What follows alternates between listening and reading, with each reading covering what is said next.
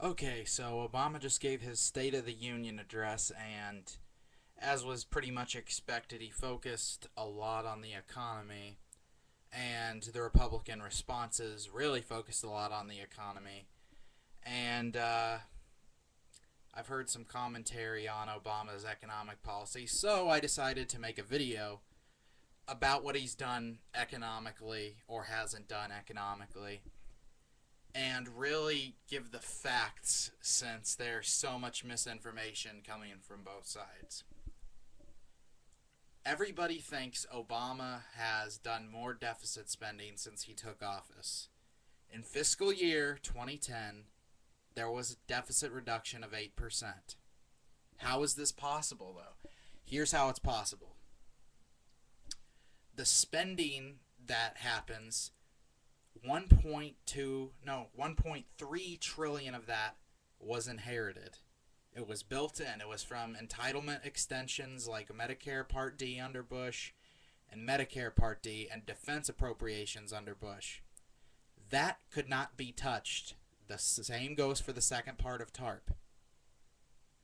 He also inherited a huge unemployment rate, which means there's a huge unemployment rate. You're going to be paying, the federal government's going to pay more out in unemployment benefits, and you're going to be getting less tax revenue from payroll taxes.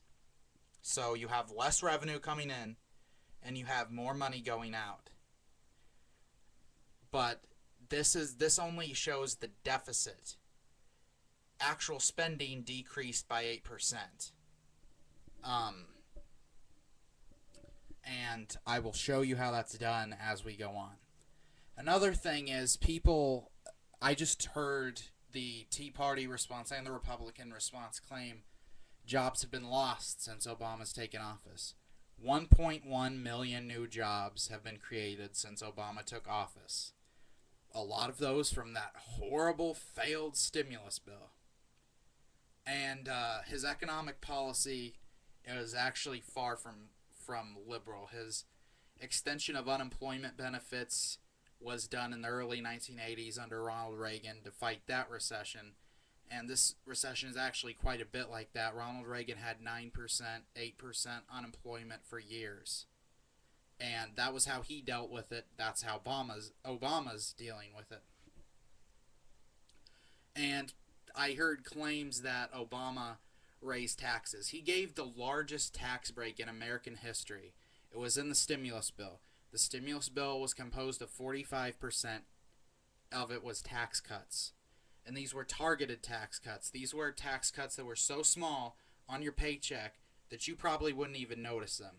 And this is the most stimulative way to give tax cuts because people don't notice they have a tax break, so they spend the money rather than save it. It's economically far more stimulative than just, say, handing somebody a check, like what was done under the Bush administration.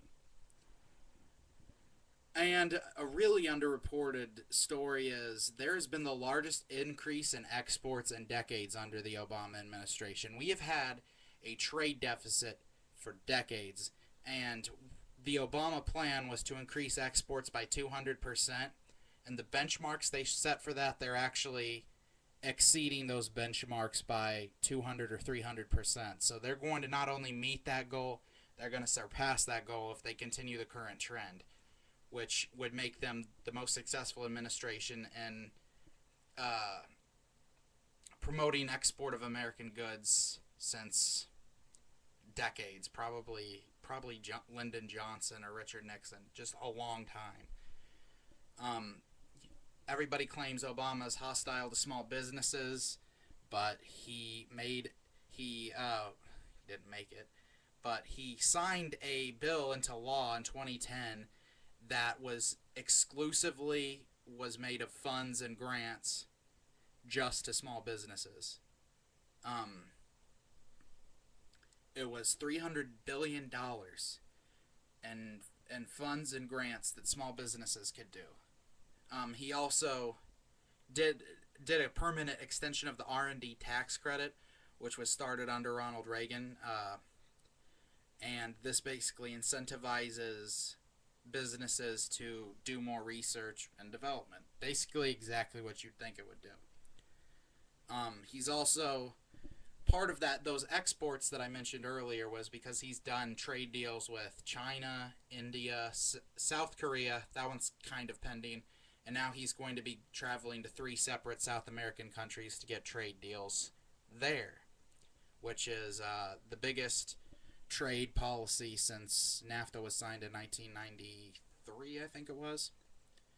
Except NAFTA was a horrible bill, but that's a different story. Uh, and people also claim that he's hostile to business. Part of this is because he passed the financial regulatory bill that was to prevent Wall Street abuses and promote transparency to stop another stock market crash like the one we had in 2008. But he routinely meets with the CEOs of Fortune 500 companies, and he actually invited quite a few of them to the State of the Union. Some news channels might have zoomed in on them. He has an open dialogue with CEOs of major companies, including my favorite CEO, Steve Jobs. Um, Also, he gets like this huge amount of flack for not reducing the deficit. Now let's cut through the bullshit on this because there's a lot of bullshit on this. He announced a federal worker pay freeze. He did a 5-year discretionary spending freeze, and that's actually going to save us $400 billion. He appointed a deficit reduction panel that was actually uh, he had to go around Congress to do it because the Republicans blocked it. And it was a bipartisan panel. I think it was 6 Republicans and 6 Democrats. Not sure on the exact numbers, but it was bipartisan. And he also plans to cut the corporate tax rate and invest in infrastructure, which we invested in infrastructure under Dwight D. Eisenhower and a little bit under Bill Clinton. And they worked then. They were pretty nonpartisan. Pretty much Republicans and Democrats agreed on that. And then he also plans to restructure and consolidate federal agencies, which will save us, I've seen estimates as much as $100 billion. And then there's a plan to cut $78 billion from the annual defense budget, which in my opinion is way too little. It should be in the hundreds of billions of dollars, but that's a story for another day. And he plans, probably around 2012, probably around the time of his re-election, to raise taxes on the rich back to what they were under Clinton, and that would save us $700 billion, and that has widespread support, so Republicans will block that at their own peril. So Obama's economic policy, if anything, is a little bit on the conservative end of the spectrum, and a lot of the claims about him are just completely and utterly false. Oh yeah, and another thing, I don't know if I mentioned this, I might have mentioned it earlier. The healthcare bill that supposedly is horrible for our economy is actually giving subsidies to small businesses to help them pay for healthcare, thus in decreasing their costs and allowing them to hire more people. And we actually carve out $250 billion in savings every 10 years from that bill. So once again, that used to be a conservative bill. It used to be Bob Dole, Chuck Grassley, Orrin Hatch, Richard Nixon, Mitt Romney. Those guys used to support that bill for the reasons I just mentioned, but the Republican Party's apparently lost its mind, so.